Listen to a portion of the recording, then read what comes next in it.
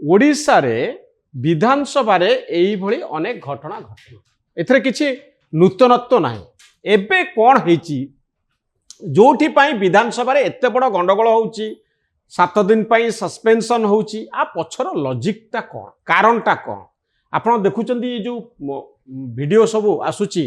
जो थरे विधायक माने विधानसभा रे सोईचंती राति 2टा पर्यंत से माने थिले सस्पेंशन हेला परे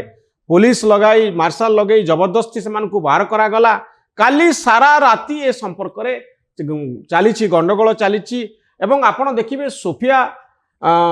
फिरदौस जांकर बयस से 30s रे थिबे मु भाबुची माने एते छोट नेत्री आउ सबुठारु वरिष्ठ हले हमर नरसिंह मिश्र सबुठारु वरिष्ठ एवं सबुठारु कनिष्ठ एमाने समस्त गोटे जगह जाई ठिया होइछन्ति। एई दृश्यटी मते अपील करूची नरसिंह मिश्र ठारू सोफिया फिरदौस पर्यंत सबु नेता एकाठी होइछन्ति। भक्तदास तांकर मुखिया पीसीसी मुख्य एमाने सबु गोटे अम्ब्रेला तले हठात केमिति एकाठी हो गले केमिति कांग्रेस रो जो कार्यक्रम गुड़िक दाना बांधुची काली से माने बड़ धरणर गोटे कार्यक्रम रखिछन्ति भुवनेश्वर रे। मु एया कहया पई चाहूची जे आगुरु कोन थिला एबे कोन हला। नवीन बाबूଙ୍କ समय रे आपण देखिबे तारा प्रसाद बाहिनीपति हुंतु नरसिंह मिश्र हुंतु जो माने विधानसभा को अचल कर दे पारिबे जो मानकर कथा गुड़िक बहुत तीक्ष्ण तेरछा बाण मारी पारिबे से प्रमुख विधायक मानक सहित parliamentary wing engage होउथिला Biju Janata Dal से माने तांको सहित कथा होउथिले फ्लोर मैनेजमेंट परफेक्ट थिला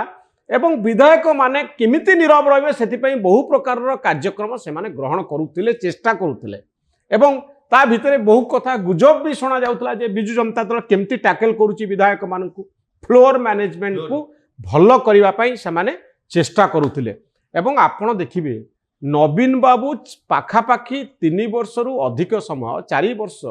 विधानसभा आसिलेनी कोरोना छाड़ी जीवा सत्वे एवं बीजेपी विधायक माने जाइथिले तांको भेटिया पे आपण कोउटी अछंती आसंतु विधानसभा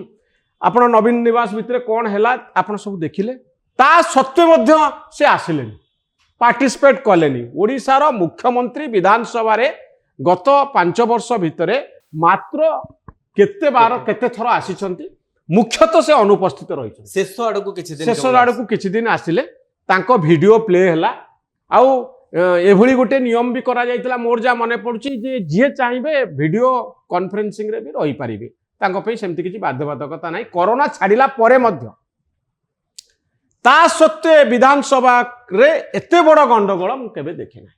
बिना मुख्यमंत्री जे लीडर ऑफ द हाउस बोली जहाँ को कह जाए तांकर अनुपस्थिति को आमे सबु बेले लक्ष्य करिसे किंतु Biju Janata Dal floor management perfectly करुतला individually व्यक्तिगत भाव रे विधायक मानक सहित संपर्क रखितला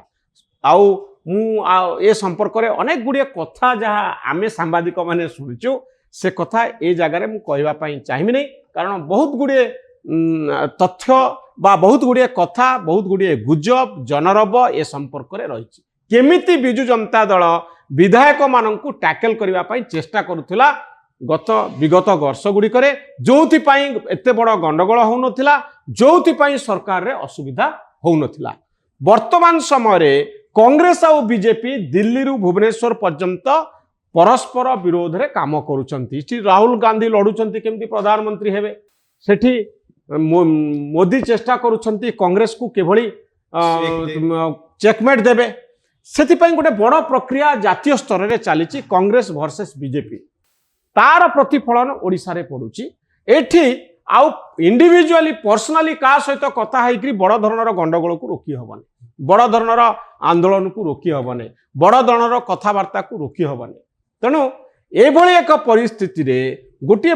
रियल फाइट देखा मिलूची कांग्रेस और बीजेपी भितर आउ से समय आपण देखिबे कांग्रेस विधायक माने तांकर मानसिक स्तर रे से माने एते स्ट्रांग नथिले मानसिक स्तर रे वीक हो जाइतिले दुर्बल हो जाइतिले जे दल आगु को जाउनी के आम कथा बुझु नांती इलेक्शन रे आमे हारुचु टंका नाही इलेक्शन केमती लड़बू एई भावना कांग्रेस रो विधायक मानक भितर थिला जहार सुजोग सेही दुर्बलतार सुजोग बिजु जनता दल नैथिला। तो वर्तमान परिस्थिति रे नुआ मुख्य आसिला परे भक्तदास आसिला परे गोटे संजीवनी आसी कांग्रेस भितर बोली मु कहबी ସେମାନେ ଏକଜୁଟ ହେଉଛନ୍ତି ଜାତୀୟ ସ୍ତରରେ ନୀତି ହେଉଛି ବିଜେପି ସହିତ ଫାଇଟ୍ କର ଲଢ଼ ଯୋଉଥିପାଇଁ ସେମାନେ ଏକଜୁଟ ହେଉଛନ୍ତି ଗୋଟେ ଆଶା ଦେଖୁଛନ୍ତି ଯେ ବିଜୁ ଜନତା ଦଳ ତ ବର୍ତ୍ତମାନ ଏଇଭଳି ଗୋଟିଏ କନଫ୍ୟୁଜନ ଭିତରେ ଅଛି ଯୋଉଠି ନବୀନ ବାବୁ ପାଣ୍ଡିଆନ ବାବୁଙ୍କୁ ଆଣିଲେ ପାଣ୍ଡିଆନ ବାବୁ ଆଉ କିଛି କରିପାରିଲେନି ସେ ସନ୍ନ୍ୟାସ ନେଇଗଲେଣି ସେ ନବୀନ ବାବୁଙ୍କର ବୟସ ବଢ଼ିଗଲାଣି ବିଜୁ ଜନତା ଦଳ କ'ଣ କରିବ ଜାଣିପାରୁନି ସେକେଣ୍ଡ ଲାଇନରେ ଲିଡରସିପ୍ କିଛି କେହି ନାହାନ୍ତି ଏଭଳି ସ୍ଥିତିରେ କଂଗ୍ରେସ 14 ଜଣ ବିଧାୟକଙ୍କୁ ନେଇ ବିଧାନସଭାକୁ ଆସିଥିଲେ ମଧ୍ୟ ଗୋଟିଏ ବଡ଼ ସମ୍ଭାବନା କଂଗ୍ରେସ ପାଇଁ ଅଛି ଯେ ଆମେ ମୁଖ୍ୟ ଅପୋଜିସନ ହବୁ ପ୍ରିନ୍ସିପାଲ ଅପୋଜିସନ ଆମେ ଯଦି ବିଜେପି ସହିତ ଲଢ଼ିବା ଏବଂ କାଳକ୍ରମେ ଯଦି ବିଜେଡି ଦୁର୍ବଳ ହେଇଯାଏ ତାହେଲେ କଂଗ୍ରେସ କ୍ଷମତାକୁ ଆସିବାର ଗୋଟେ ସୁଯୋଗ ରହିଛି ଏ ହେଉଛି ମୂଳ ଯୁକ୍ତି କିନ୍ତୁ ଆଜି ଯୋଉ ଚିତ୍ରଟି ଆସିଲା କଂଗ୍ରେସର ସବୁ ବରିଷ୍ଠ କଂଗ୍ରେସ ନେତା ସମସ୍ତେ ଗୋଟିଏ ମଞ୍ଚରେ ବସିଥିଲେ ମୁଁ କହିଲି ଆପଣଙ୍କୁ এই ଚିତ୍ର ବାରମ୍ବାର ଆସୁଛି ନରସିଂହ ମିଶ୍ରଙ୍କ ଠାରୁ ଆରମ୍ଭ କରି ସୋଫିଆ ସେକନ୍ଦର ସବୁଠାରୁ ବୟସରେ ଅଧିକ ନରସିଂହ ମିଶ୍ର ସବୁଠାରୁ ବୟସ କମ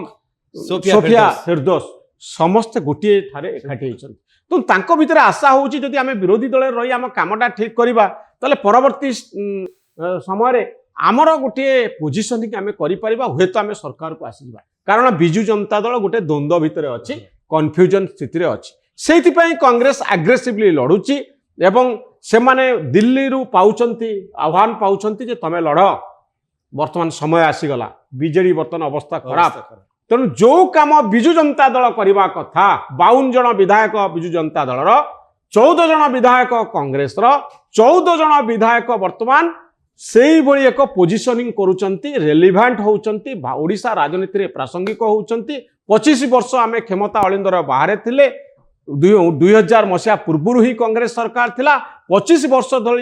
ଧରି ନିଷ୍କ୍ରିୟ ହେଇଥିବା କଂଗ୍ରେସକୁ ସଞ୍ଜୀବନୀ ଦେବା ପାଇଁ ଚେଷ୍ଟା କରାଯାଉଛି ଏବଂ ଭାରତୀୟ ଜନତା ପାର୍ଟି ଯୋଉ ଢଙ୍ଗରେ ବଲ୍ଟିକୁ ଖେଳିବାର କଥା ମୋତେ ଲାଗୁଛି କୋଉଠି ନା କୋଉଠି ଗୋଟିଏ ସୁଯୋଗ ଦିଆଗଲା କଂଗ୍ରେସକୁ ସ୍କୋର କରିବା ପାଇଁ ଏବଂ এইଭଳି ଏକ ସ୍କୋପ ଯଦି ନ ଦିଆଯାଇଥାନ୍ତା କଂଗ୍ରେସକୁ ହୁଏତ ବିଜେପି ପାଇଁ ଭଲ ହେଇଥାନ୍ତା